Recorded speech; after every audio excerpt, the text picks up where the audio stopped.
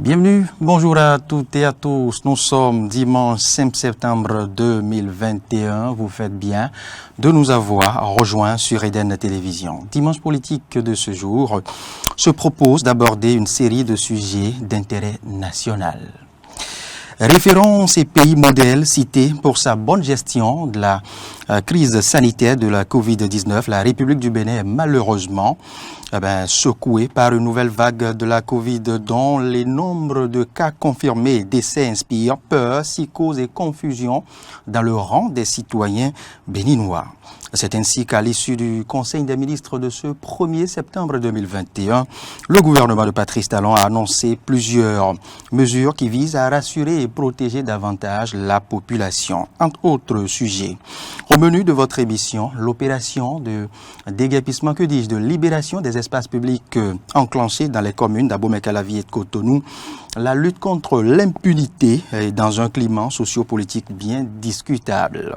Pour passer en revue toute cette actualité avec nous, nous recevons pour vous, membre du parti Union Progressiste, le professeur Espédi Gilles Goï.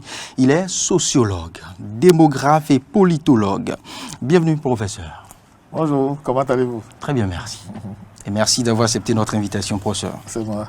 Alors, on enclenche avec le tout premier acte de cette émission, professeur Gilles Goï.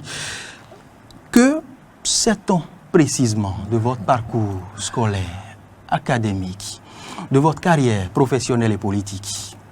Merci infiniment, monsieur le journaliste.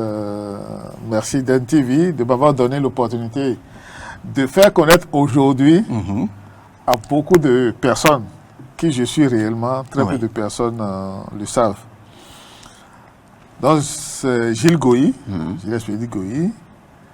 Je suis né le 13 juin 1959 à Alada, à 50 km d'ici, où j'ai vécu du CI jusqu'en première D, avec ma mère et ma grand-mère, paix à leurs âmes. Et je profite de cette occasion pour rendre un vibrant hommage à toutes les mères, à toutes les mères. Beaucoup comprennent maintenant aujourd'hui pourquoi j'ai toujours eu beaucoup d'attachement et un dévouement fort pour tout ce qui concerne la femme de façon générale. Donc j'ai fait mon cours primaire à Alada, le cours secondaire au CG d'Alada que vous voyez là. Ah oui. Oui. Le cours primaire, j'ai fait l'école catholique au CI, au CP. La scolarité des missionnaires étant élevée à ce moment-là, 750 francs par an. Élevé, hein? 750 francs par an. À l'époque. 750 francs de 1965, là, c'était beaucoup. Donc, ma mère a jugé nécessaire que nous basculions, mon grand frère et moi, à l'école publique d'Alada, qui était à 250 francs par élève. Et plus tard, le collège. Plus tard, le collège, c'était le CS, donc collège d'enseignement secondaire. Produit du public. Produit du public, entièrement du public. Depuis le cours primaire, à part les 2 années d'intermède du CI, du CP pour l'école catholique, qui était privée, je suis un pur produit du public béninois. École publique d'Alada, collège public d'Alada, le CES, qui est devenu le CMG, pour basculer ensuite le CEG, collège d'enseignement général, jusqu'à présent. C'était en quelle année le CEG Alada? Bien, j'ai commencé la 6e. Non, la terminale par exemple. C'était en quelle année? Non, la terminale c'était au lycée Béanzin. D'accord. C'est là où je disais que j'ai fréquenté Alada du CI jusqu'en première D. D'accord. Et il n'y avait pas la terminale. Il n'y avait pas la terminale à Alada en 1979. Donc on était la première promotion qui devrait être en terminale. Mais comme les discussions n'étaient pas encore prises, nous avons tous, chacun a pris le large. Et moi j'ai pu avoir mon transfert, paix à son âme, grâce à M. Amosougo Basile et à M. Agoresso Léonard, paix à leurs âmes. J'ai pu avoir le transfert pour le lycée Béanzin, où j'ai fait ma terminale D en 1979. Au lycée Béanzin. J'ai eu alors le bac à la 2e session du bac. Nous, on avait première session, deuxième session. À la 2e session du bac en 1979, pour faire ma mission d'enseignement en 1980 au CG d'Abomey-Calavi que vous voyez là. Vous comprenez là pourquoi je me suis installé à Calavi. J'ai une affinité pour ça. Donc, bac D, l'université, mission d'enseignement en 1980. C'est avec nous, c'est avec la 2e promotion de bachelier en mission d'enseignement qu'a commencé Vous étiez jeune enseignant révolutionnaire. Voilà, à 20 ans. Puis je suis né en 1959, j'ai eu mon bac en 1979. Après, bien entendu, les intermèdes des années... les années blanches transitoires. Oui. Non, parce on ne pouvait pas appeler ça année blanche, parce qu'on avait fait plus de 6 mois à aller au champ pour produire. L'école étant dans le temps une unité de production. C'était une très belle idée et qui avait peut-être été galvaudée. Sinon, on ne serait pas en train de parler de certaines rhétoriques aujourd'hui. On reviendra sur ça. Donc, plus tard, l'université. En 1980, la mission d'enseignement, l'université à partir de 1981, donc en première année de sociologie, soit dit en passant, c'est avec nous que les concours d'entrée à l'université ont commencé. Moi, j'avais déposé mon dossier pour un seul concours, l'INE, Institut national d'économie, le jour de la composition. On n'a pas trouvé nos noms, on était 7. On nous a embarqués comme des cabris dans un magasin dépoussiéré à l'instant. Les 7 copies, nous les 7 qui avions composé dans ce magasin poussiéré, personne n'a réussi. Il fallait s'inscrire à l'université, il y avait les facultés. Oui. Que faire? Je me suis mis à me renseigner. Je ne voulais pas faire la philosophie, parce que dans le temps, il y avait une mauvaise idée. Quand tu fais la philosophie, après la maîtrise, il n'y a rien à faire, c'est l'enseignement. C'est la craie. Moi, j'avais beaucoup plus d'ambition. Donc, je cherchais quand j'ai parlé avec un aîné, Goulier Ernest, si nous suit, bonjour.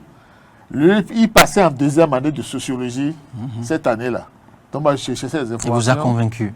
Il m'a dit que lui, il est en sociologie. Je lui ai dit, c'est quoi sociologie? Donc, c'est lui qui m'a parlé pour la première fois de la sociologie et de venir s'inscrire. Mais il a ajouté en même temps que ce n'est pas parce que lui est là qu'il m'invite à y être. Qui m'a dit de venir, parce que comme j'ai fait bac D, je n'étais pas mauvais en mathématiques. Il m'a dit que l'avantage de faire la sociologie, c'était qu'avec la licence ou la maîtrise en sociologie dans le temps, on pouvait passer le concours international de l'IFOD, Institut de formation et de recherche démographique, pour sortir en 2 ans de formation. Ce que vous ferez par la suite? Ingénieur statisticien démographe. Waouh! Un concours international. Les épreuves sont venues de l'extérieur. Corrigé à l'extérieur. Les résultats viennent de l'extérieur. J'ai dit ça, c'est mon créneau. Donc j'ai passé le concours après la maîtrise en 1985. J'ai été le seul à être admis en 1985. Au plan national. Et c'est pour cela que je n'ai jamais oublié cette date-là. Le 25 octobre 1985, j'ai pris l'avion pour la première fois de ma vie. Et depuis, ça n'a jamais cessé. Je suis souvent parti. Donc voilà, et je suis devenu ingénieur statisticien démographe en 1987.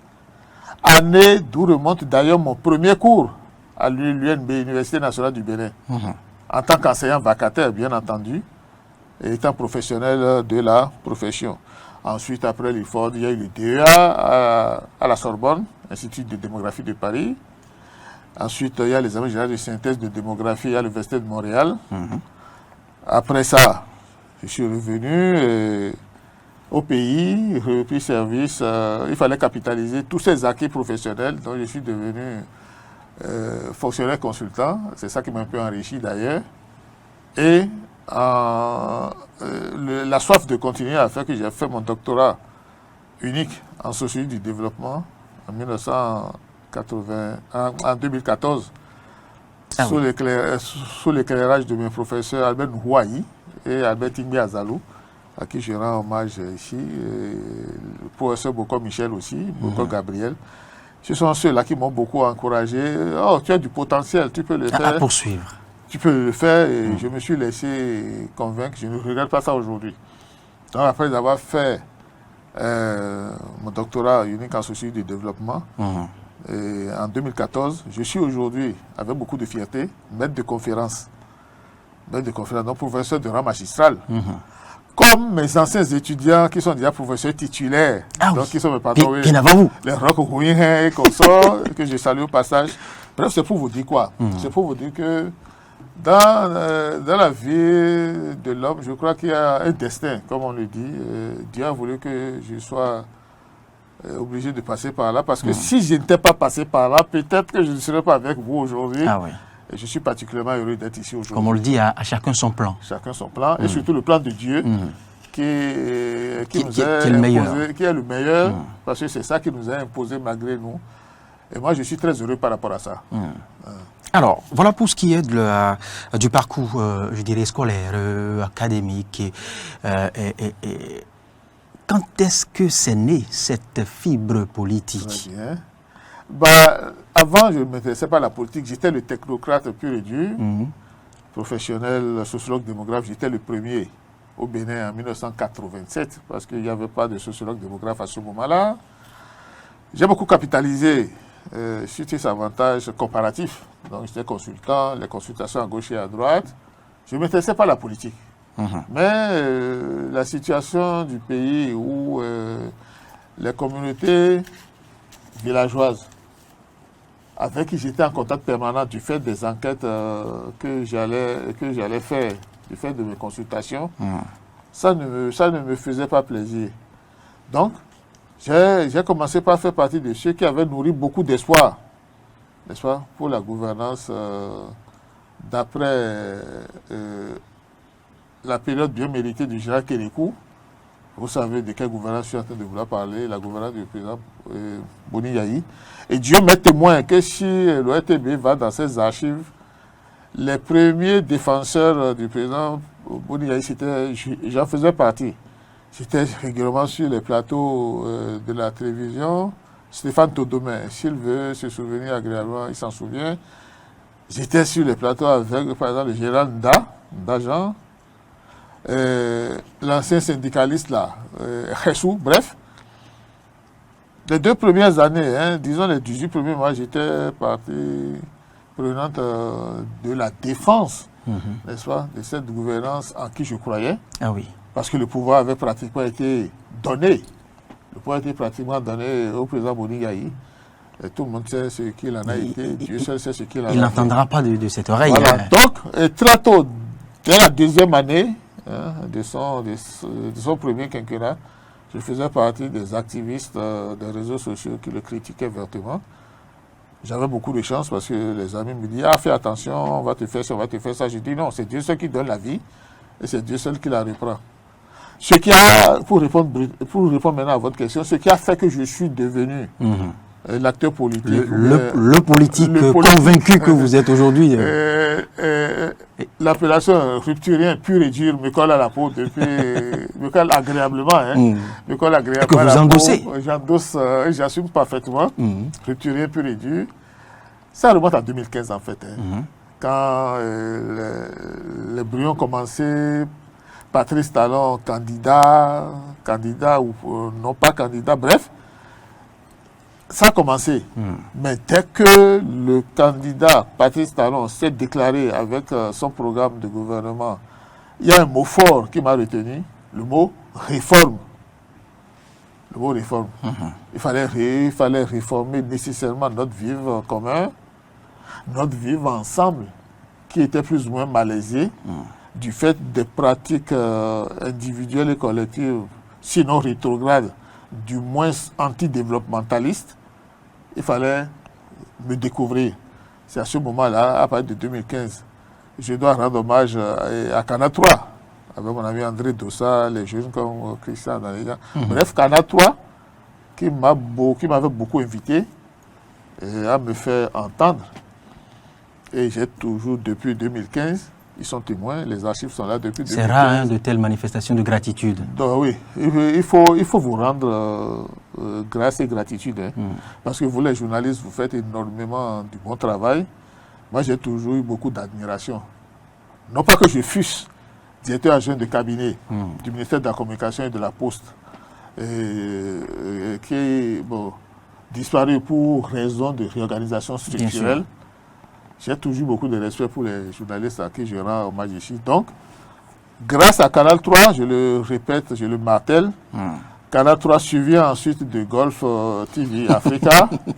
Vous êtes jeune relativement. Iden TV, depuis 2 ans, a commencé par me solliciter. Et Zaï TV, très très récemment. Donc, je vous rends vraiment hommage de m'avoir permis de me révéler au Bénin. Parce que si vous ne l'aviez pas fait, je n'avais pas les moyens de payer les communications, 250 000. Si je trouve ça maintenant, je vais bouffer rapidement. Donc c'est vous les journalistes, je vous rends hommage. Et Merci par rapport à ça, professeur. je suis très reconnaissant Merci de ce professeur. qui est fait. Donc je suis rupturé pur et dur, comme ça me colle à la peau agréablement. Et je l'assume parfaitement. Professeur, merci pour cette présentation. Je finis pour vous permettre une seconde. Oui. C'est pour une exhorte déjà, une exhortation aux jeunes qu'on n'a pas besoin d'aller à la Sorbonne, qu'on n'a pas besoin d'aller à Manchester, Harvard, avant d'être quelque chose. Que le cadre béninois peut se construire au Bénin. Peut se construire au Bénin. Le Bénin a toutes les potentialités. Oui. Et c'est d'ailleurs à cela que s'attelle le président Patrice Talon quand il est en train de réussir la réforme du système éducatif. L'avenir est prometteur. Merci professeur. On va enclencher maintenant le débat. À proprement parler, vous le savez, le Bénin est confronté à la dure réalité de la Covid-19, à l'instar de bien d'autres nations du monde entier. Le gouvernement a réagi promptement à travers une série de mesures. J'en parlais tantôt en introduction. Lesquelles mesures nous ont été expliquées dans les langages accessibles à tous les esprits, exercice fait par le porte-parole du gouvernement, Wilfried Ndiaye, qui avait à ses côtés le ministre en charge de la Santé, le professeur Benjamin Rongpati. Les deux nous ont permis de mieux appréhender les mesures prises par le gouvernement. On suit ces explications, on revient bien après. Ils ont passé au peigne fin les 14 mesures urgentes prises mercredi en Conseil des ministres. Le ministre de la Santé et le porte-parole du gouvernement ont expliqué aux médias les raisons qui sous-tendent la prise de ces mesures avant d'inviter les Béninois au respect des dispositions.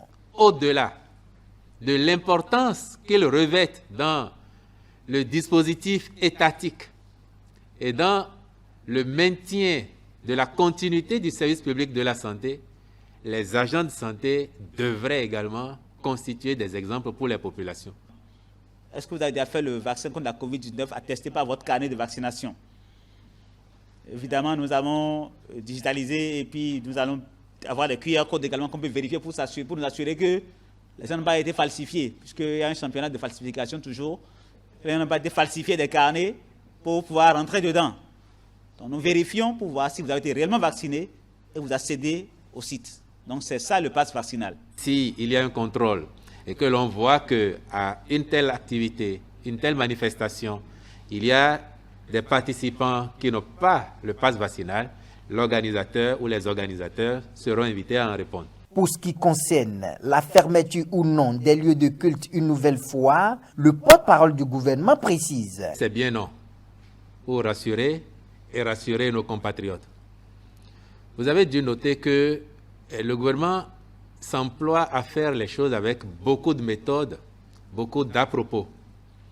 C'est vrai que par le passé, on a été jusque-là. On ne maîtrisait pas encore du tout alors la pandémie. Qu'il ne sera pas utile d'en arriver là maintenant.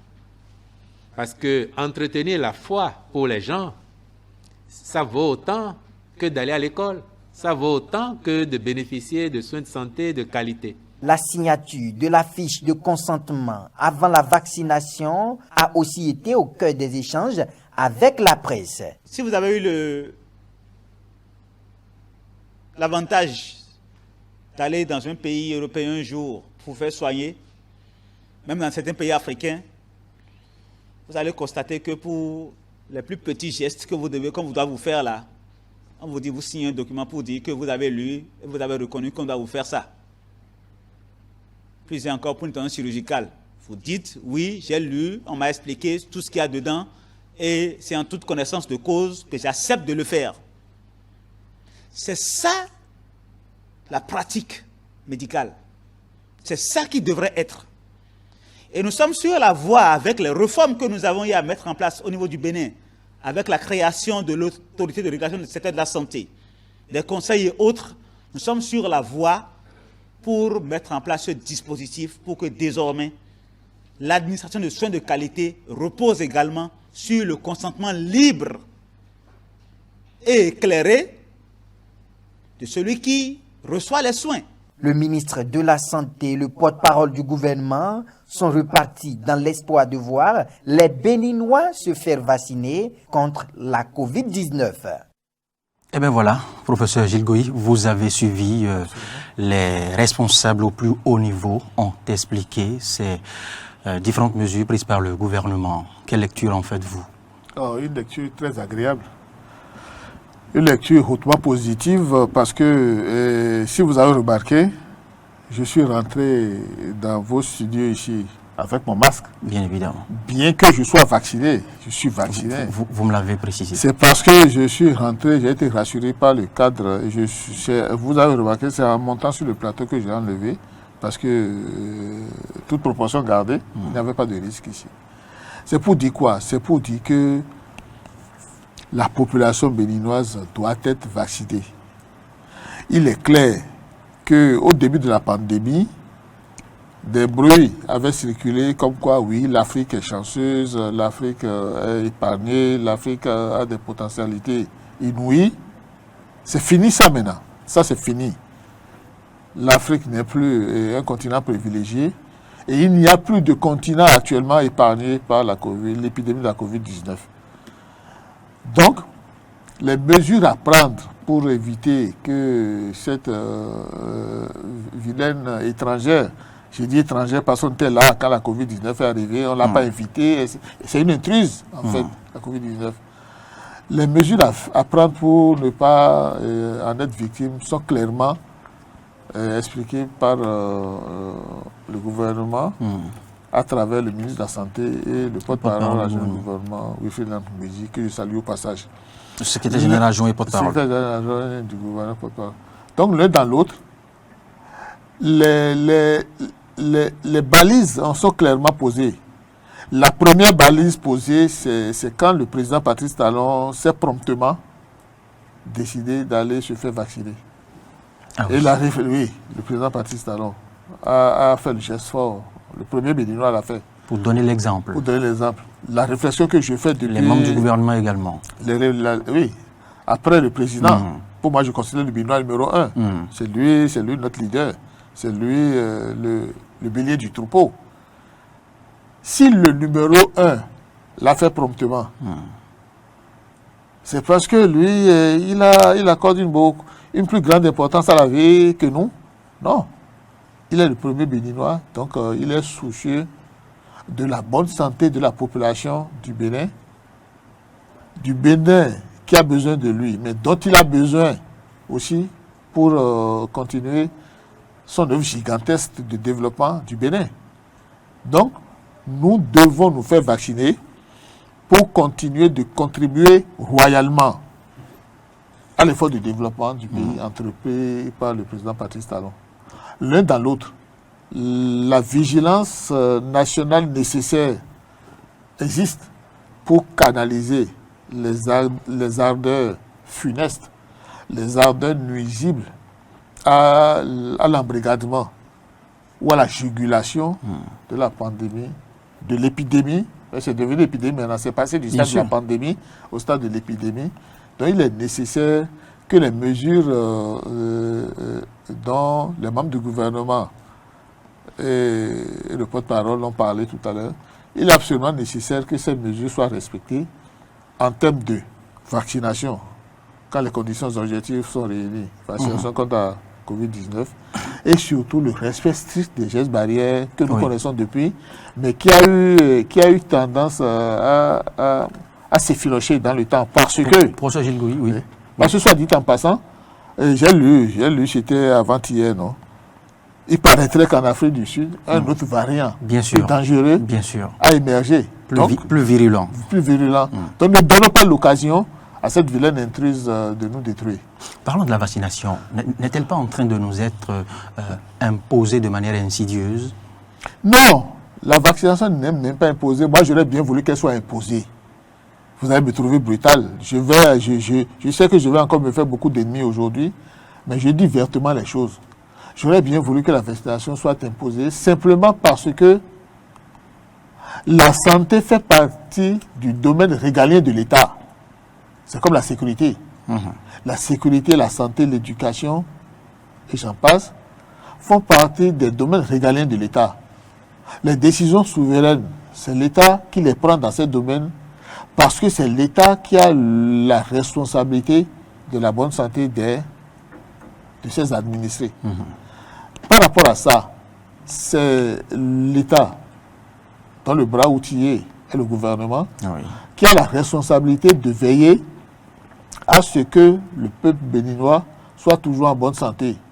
Et il n'est pas normal, il n'est même pas possible d'envisager que des Béninois responsables œuvrent à préserver la santé de l'ensemble et quelques énergumènes, excusez du peu, quelques troublions puissent œuvrer à s'aborder ou à plutôt dit saboter quelques résistants. Quelques résistants pour le moment, parce que devant la dévastation, devant les coups percutants de l'épidémie, j'ouvre une parenthèse en disant que je suis en train de parler avec grande douleur, parce que j'ai appris ce matin qu'il y a une de mes anciennes étudiantes de Gaza Formation qui est morte hier. Emportée par la Covid. Emportée par la Covid hier à Alada. Bref, c'est pour dire quoi? C'est pour dire que même si le gouvernement béninois impose la vaccination, il n'aurait rien fait de mauvais parce qu'il est en train d'assumer son rôle régalien. Il est en train d'assumer pleinement ses prérogatives fonctionnelles dans le domaine régalien que constitue la santé de la population.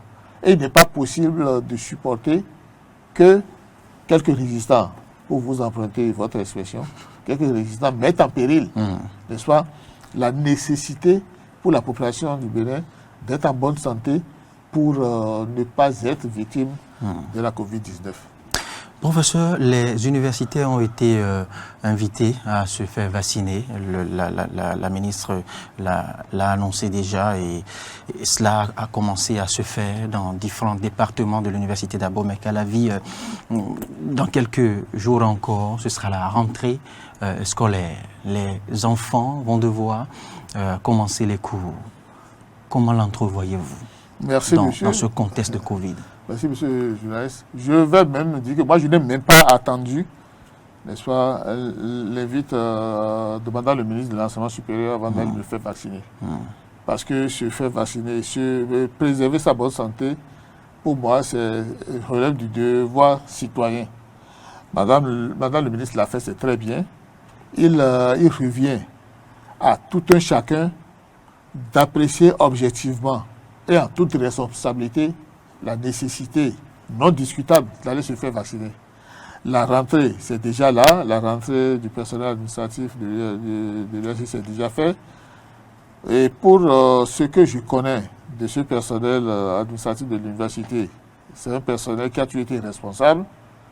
Donc, j'imagine, n'est-ce pas, que ce personnel administratif a pris les mesures appropriées pour que la Covid-19 ne passe pas par l'un de ce personnel-là. Deuxièmement, les étudiants. C'est l'avenir du Bénin. C'est les dirigeants, ce sont les dirigeants de demain que sont les étudiants. Avec toute la communication qui a été faite, avec toutes les dispositions qui sont prises pour que la Covid-19 ne passe pas par eux, je suis confiant. Je n'ai pas discuté avec eux, mais je suis parfaitement confiant que, étudiant ou étudiante, tu ne feras jamais rien qui puisse faire passer la Covid-19 par toi. Bénéficie, utilise les dispositions en place pour que la Covid-19 ne se serve pas de toi pour faire du mal à la population. Pas servir de canal à la Covid. Voilà. Parce que, je le dis, le président Patrice Talon a besoin de tous les Béninois en bonne santé pour poursuivre inexorablement l'œuvre de développement du pays qui en a tant besoin. Et puisqu'on y est, la Covid n'emporte pas que des vies, la Covid secoue aussi des entreprises. Absolument. Et le gouvernement, dans ce sens, a décidé aussi de certaines mesures pour accompagner les entreprises, les différents types d'entreprises au pays. Absolument. C'est très heureux, et je dois rappeler que ce n'est pas la première fois que le gouvernement le fait. C'est vrai. Dès que les ravages... Il y a eu par le passé les mesures sociales. Dès que les ravages de la Covid-19 ont été identifiés ailleurs...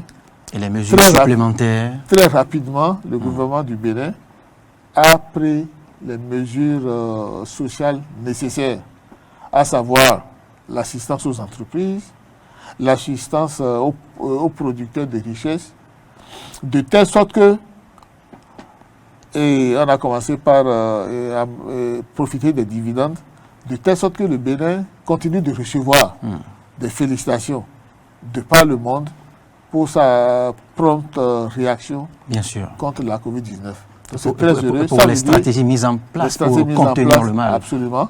Ça veut dire que nous avons, depuis 2016, nous avons affaire à un gouvernement responsable qui réagit promptement devant les dangers potentiels susceptibles de nuire à la prospérité et au développement du Bénin. Mais le Bénin étant dans un contexte de globalisation, la mondialisation fait que le Bénin va continuer de faire ce qu'il a à faire, mais il est absolument nécessaire que l'environnement régional ou international aille dans le même sens pour que les actions soient conjuguées dans le sens de juguler l'épidémie de la COVID-19.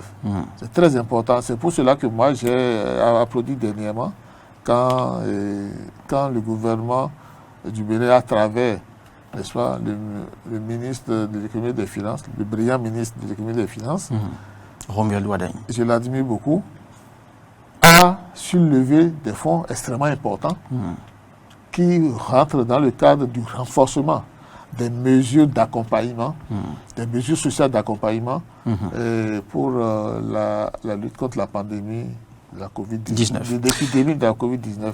Professeur Gilles Goyi, dans la suite de cette édition, de ce numéro de Dimanche Politique, nous allons nous intéresser maintenant toujours au volet social. Le gouvernement fait-il tout de bien quand, dans cette dynamique de morosité, certaines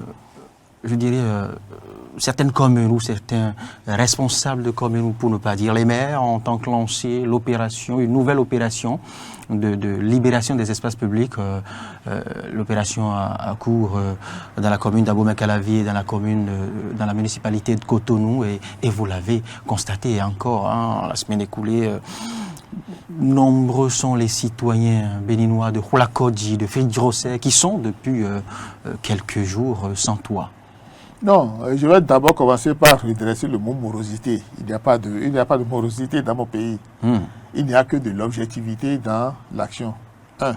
Deuxièmement, je m'étais fait beaucoup d'ennemis. Je m'étais fait beaucoup d'ennemis à la veille de l'asphaltage 1. Quand les gens avaient crié, des politiciens avaient voulu s'en servir comme fond de campagne pour parler qu'on a déguerpi les populations, on a créé des miséreux, bien des misérables. Je m'étais fait beaucoup d'ennemis quand j'ai dit à Canal 3, à maintes occasions, et sur Golf TV Africa, que ce sont des jérémiades inutiles. Le mot déguerpissement... Qui ne manque pas de sens non plus. Ça manque de sens parce que le mot déguerpissement n'est pas du tout approprié. Il ne s'agit pas de déguerpissement. Vous aurez parlé de libération des espaces publics. Non, même libération des espaces. Il s'agit de la récupération de l'espace public illégalement occupé. Nuance, je répète, c'est la récupération de l'espace public illégalement occupé. Il vous est déjà arrivé plusieurs fois, que ce soit à Cotonou, à Calavier ou à d'autres endroits du pays, où le trajet public, c'est-à-dire la trajectoire publique, là où vous, sur votre moto, tout à fait responsable, là où sur votre moto vous devez passer, il vous est déjà arrivé de constater que des citoyens entre griffes soient venus occuper cet espace, vous obligeant par exemple avec votre moto de circuler sur le trottoir. Ou bien, c'est le trottoir qui est occupé et le piéton fait beaucoup d'acrobaties. À la limite, joue des pieds et des mains pour pouvoir continuer son trajet. Est-ce que c'est normal? Au début, si je prends le cas de Bégabé, que je connais très bien, pour y avoir été tous les jours quand j'étais à l'ENEAM, des gens, pour diverses raisons, se sont installés. Il paraîtrait, avec des accointances bizarres, avec la mairie, ils ont occupé de l'espace, vous voyez des bicoques par-ci, vous voyez des chantiers par-là, de telle sorte que quand l'État souverain a décidé de récupérer cet espace, On a crié Haro sur le Baudet. Or, le président Patrice Talon est mauvais. Il veut empêcher les pauvres bonnes dames de manger. Il veut affamer le peuple. Et très tôt, on a entendu à foison ses bruits de gorge. Mais ferme, droit dans ses bottes, devant faire régner la discipline sociale, devant faire renforcer ou émerger la citoyenneté dans la population, les programmes établis ont été clairement maintenus et on a récupéré, j'insiste sur le mot, récupéré sur l'espace public illégalement occupé. Aujourd'hui, à Guégamé, quand on fait un tour, dans l'ancien marché de Guégamé, quand on voit ce qui est sorti du sol, qui va devenir bientôt un grand marché moderne, quand on va à Guédiawaye, par exemple, et les exemples foisonnent, pour voir sortir des marchés modernes, pour voir sortir des installations modernes qui vont insuffler un nouveau dynamisme à la création de richesses de ces dames-là, qu'on avait peut-être grugé, mais qu'on avait induit en erreur dans l'occupation de l'espace public. L'espace public est du domaine de l'État, qui peut décider d'en faire tout ce qu'il veut à tout moment. Il n'a pas de permission à demander. Vous avez parlé de déguerpissement. N'est-ce pas que dans ce pays, nous sommes habitués et à dire oui, je vais faire pour voir ce qu'on va faire. On sait bien que c'est interdit. On sait bien que c'est interdit. Mais comme nous venons de loin, pas de si loin que ça quand même, où tout le monde était chef et en principe il n'y avait pas de chef, c'était la pagaille, pour reprendre l'expression du président. C'était l'indiscipline sociale. On sait bien que c'est interdit, mais on dit oh, le pays nous appartient à tous, il faut faire n'importe quoi. On ne va plus jamais revenir à cette période de désordre organisé. Il faut que force reste à la loi. Et j'apprécie, j'applaudis même ce que vous appelez déguerpissement, que moi je continue d'appeler récupération de l'espace public illégalement occupé. Belle opération, mais qui secoue quand même nombre de Béninois. Ça doit secouer simplement parce qu'il faut combattre résolument l'indiscipline qui doit être jugulée. Ce que ça gêne, ce sont ceux qui avaient commis l'erreur de penser que les vieilles pratiques, les mauvaises vieilles pratiques du passé vont ressurgir et s'installer après ce lourd investissement de l'asphaltage 1. Asphaltage 1 qui a donné de brillants résultats et pour lequel les populations béninoises attendent avec impatience la concrétisation continuée du PAG 2 dans la phase d'asphaltage 2 qui a déjà commencé, qui se fait déjà sentir. Et c'est très heureux de constater que les efforts fournis par le PAG, un programme d'action du gouvernement qui a engrangé beaucoup de succès, vont continuer à travers le programme d'action du gouvernement 2, dont l'une des dimensions extrêmement importantes, c'est le projet Asphaltage 2. Voilà. Professeur Gilles Goyi, nous allons poursuivre cette fois-ci et aborder les cas de malversation au Bénin. Pourquoi ces cas de corruption ou de malversation, si vous le voulez, ne discontinuent pas malgré les garde-fous, malgré les efforts du gouvernement d'assainir les finances publiques depuis l'avènement de Patrice Talon au pouvoir? Merci infiniment pour la question. Disons d'emblée que la corruption, c'est une pieuvre gigantesque à tentacules résistantes. Pieuvre, vous connaissez une pieuvre? Bien sûr.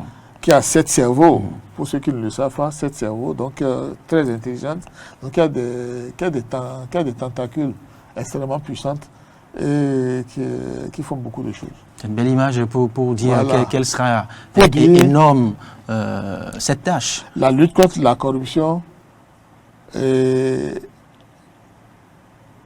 remonte à très loin dans le passé, puisque la corruption est née de la nature humaine. Et c'est parce que c'est né de la nature humaine qu'il faut arriver à faire la distinction entre ce que j'ai fait dans mon premier livre, Éducation et gouvernance politique, en vente à la librairie Notre-Dame. Éducation et gouvernance politique, ce n'est pas une publicité. De la pub? Non, c'est juste une parenthèse. Pour montrer que dans ce livre-là, il y a la distinction formelle qu'il faut faire entre deux concepts. Il y a le don et la corruption.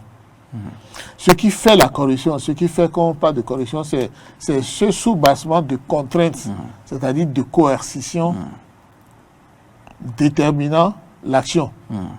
Ça veut dire quoi? Ça veut dire que... Le cas que j'évoque, il n'y a pas un moindre once d'amalgame.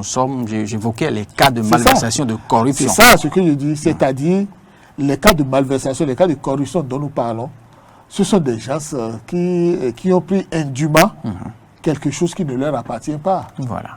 J'ai tenu à faire ce distinguo entre le don et la corruption simplement parce que quand vous, journalistes, Loris, vous rendez service à votre ami Kodjo, vous ne lui avez rien demandé avant de lui rendre service.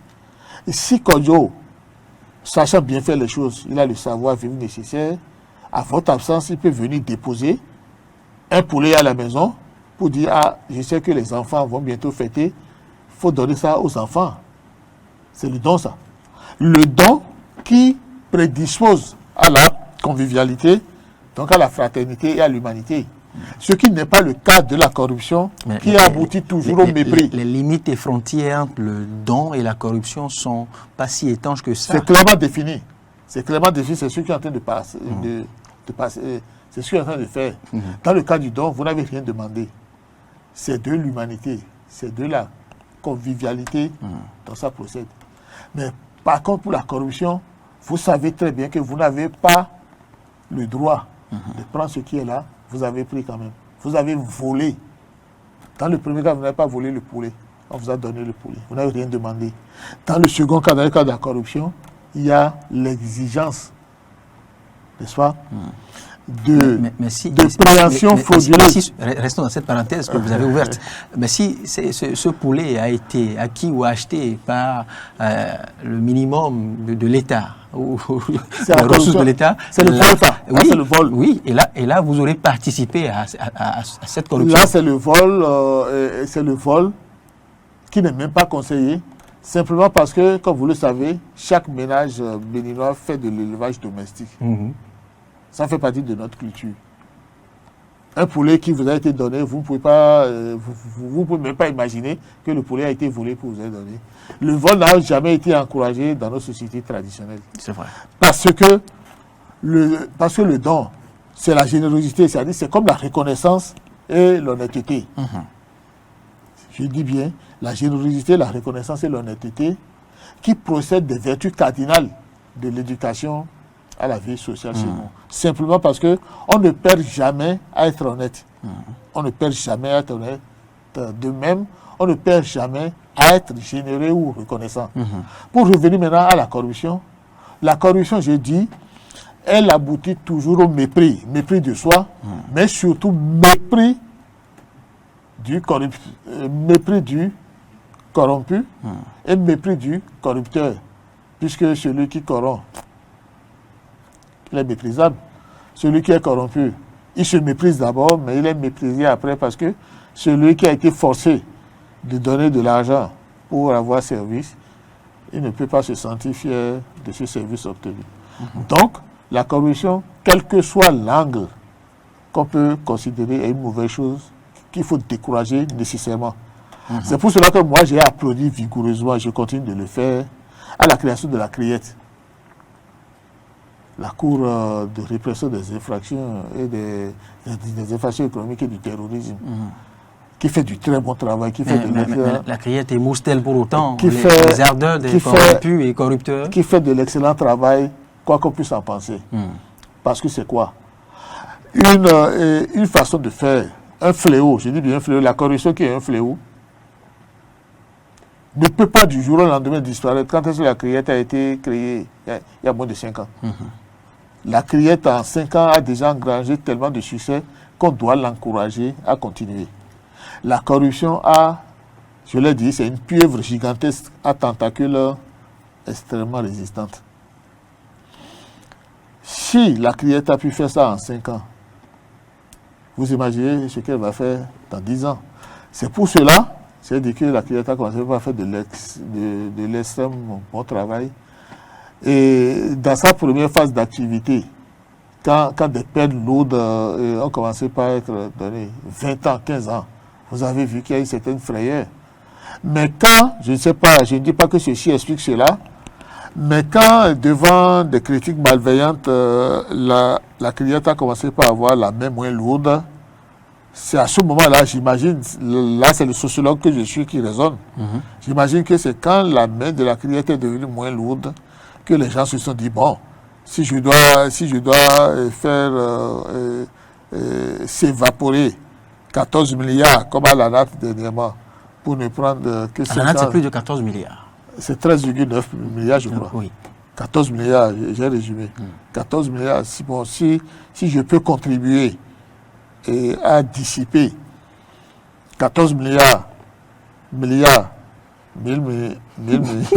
14 milliards, si je dois contribuer à dissiper 14 milliards pour ne prendre que 5 ans, avec comme garantie que les mécanismes ne sont pas suffisamment forts pour me prendre ce que j'ai pris, des gens ont fait ce raisonnement. On pourra se dire que cela vaut la peine. Vaut la peine. De vider les caisses de l'État, quitte à aller faire 5 ans. Voilà, c'est qu'à revenir jouer de ce rapide. C'est pour ça que moi, j'ai commencé par plaider pour que la CRIET ait une main vigoureuse et lourde. Et que deuxièmement, des mécanismes soient mis en place pour récupérer partie ou tout de ce qui aura été volé, indépendamment des peines associées à ça. Donc il est nécessaire que la CRIET maintienne le cap, et la CRIET a le soutien de tous les bénévoles responsables, comme vous et moi. Professeur, je vous invite encore à une autre lecture, cette fois-ci du sociologue que vous êtes. Qu'est-ce qui explique cette propension à toucher aux deniers publics, cette propension que nous constatons depuis peu chez nous, je dirais pas au vol, mais à la malversation? Très bien. J'ai commencé par dire que la corruption est de la nature humaine. Quand on parle comme ça, ça veut dire qu'on est en train de faire référence au vol, qui est aussi lié à la nature humaine. La tricherie, d'abord. Et là où... Faux usage de faux. Faux usage de faux. Et c'est là où les responsabilités des familles sont très importantes. L'éducation à la base. Quand à la maison, votre enfant, sans rien vous dire, vole du poisson, et vous taisez sur ça, vous ne lui rendez pas service. Quand l'élève, quand l'écolier triche en classe, alors qu'il n'a pas le droit de tricher, et qu'on ne le sanctionne pas rigoureusement, vous ne lui rendez pas service.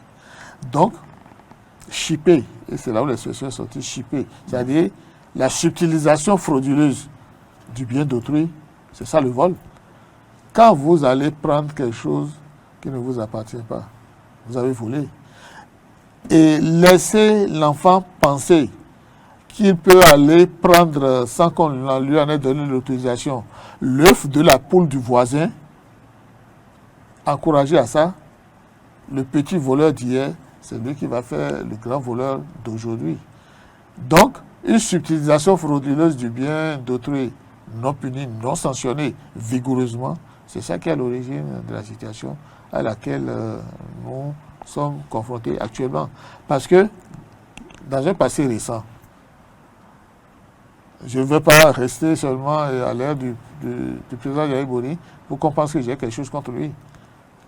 Même pendant les 17 années du président Mathieu Kérékou, paix à son âme, ce n'était pas qu'il avait encouragé ça, mais le contexte sociopolitique était tel que il n'y avait pas de sanctions vigoureuses contre le vol et la corruption.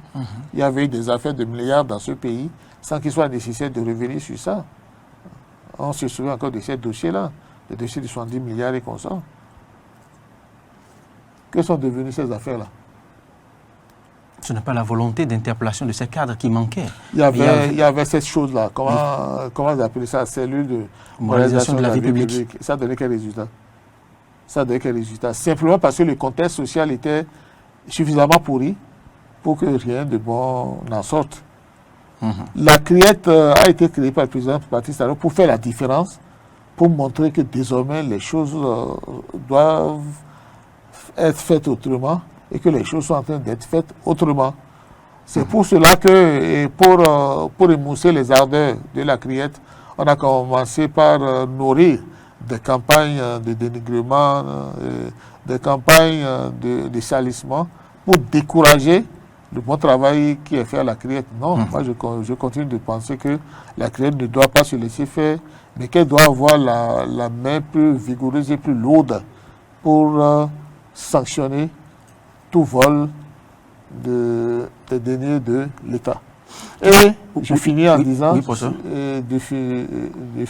que la criette doit avoir les moyens de récupérer tout ou partie de ce qui est volé.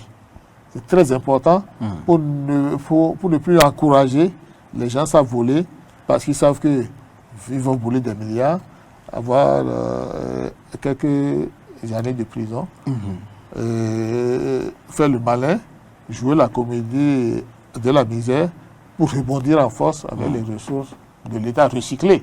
Ça, c'est le cas de ceux qui ont pu distraire les sous de l'État. Vous êtes tout à l'heure opposé à admettre la morosité au Bénin. Mais que dites-vous du climat social au lendemain de la présidentielle, pour finir, au lendemain de la présidentielle? Très bien. Le climat social au lendemain de la présidentielle, je vais vous étonner, je vais continuer de vous étonner, je vais me faire des ennemis. C'est un climat normal. J'ai dit que le cap est résolument maintenu parce que, premièrement, les salaires sont versés comme au cours du premier quinquennat à terme échu. Les salaires sont régulièrement versés. Au plus tard, le 18 et 19, tout le monde a déjà son salaire. Ça, c'est au niveau du public. Ça vous a dit que c'est au niveau du public. Au niveau du privé, où vous allez dire que s'il y a ça, ce n'est pas de la responsabilité de l'État. L'État, c'est le secteur public. Il revient aux entreprises, il revient aux patrons du privé de susciter la dynamique nécessaire pour que ceux qui sont dans le privé aient régulièrement leur salaire, que les dettes soient régulièrement payées pour que nous n'assistions pas à ces jérémiades-là. Parce que moi, je continue d'être convaincu que ceux qui ont résolument travaillé dans ce pays ont toujours bénéficié de leurs bienfaits. Et par rapport à ça, c'est pour ça que j'ai réagi par exemple à la morosité sociale. Non. Les denrées à acheter sont là. Ceux qui ont travaillé pour avoir l'argent nécessaire pour les acheter, les achètent. Ce qui fait que certains parlent de morosité sociale. Le peuvent-ils vraiment? La question. Ce qui fait que certains parlent de morosité sociale, c'est parce que l'argent sale ne circule plus et ça ne va plus circuler. L'argent sale qui alimentait les marches, les messes, la dilapidation. Les citoyens ne se nourrissent pas tous de l'argent sale non plus. Je dis. Il y en a qui travaillent. Ceux qui parlent de morosité. Honnêtement. Ceux qui parlent honnêtement, comme moi, ont régulièrement leur salaire. Ceux qui organisent leur vie sur la base de leur salaire ne se plaignent pas. Mais combien sont-ils les Béninois honnêtes à avoir, je dirais, un salaire de la taille de celui du professeur Gilles Gouy? Vous ne connaissez pas mon salaire. Mon salaire, c'est un salaire normal. Le salaire de tout bon fonctionnaire qui jouit de sa catégorie sociale. Et je dis que c'est l'argent sale et qui circulait parce que les gens n'avaient pas été capables de s'octroyer une vie disciplinée. Quand vous gagnez 40 000 francs par mois, l'honnêteté, la dignité veut que vous organisiez vos dépenses mensuelles sur la base de 40 000. Ne comptez pas sur les vols et les rapines pour Mais vivre plus de 40 000. Mais les impondérables et autres Quels impondérables? Les impondérables ne sont pas prévus au chapitre du salaire, vous le savez, professeur Gilles Goï. Merci. Compter sur les impondérables, c'est irresponsable.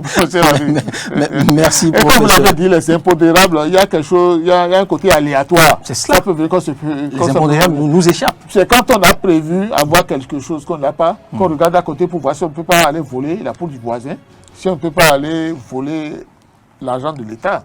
Évitons de vivre au-dessus de nos moyens. Tout le monde se portera bien. Rupturien convaincu, rupturien pur et dur, comme on se plaît à l'appeler sur ces différentes pages sur les réseaux sociaux. Mais professeur Gilles Goï, avec vous cet après-midi, que dis-je, dans ce numéro de Dimanche Politique, nous avons parcouru de fond en comble l'actualité sociopolitique et économique au Bénin. Merci de votre disponibilité et passez de très bons moments. À très bientôt pour un autre exercice sur Eden TV et Diaspora FM. À tout moment, je suis là. Merci.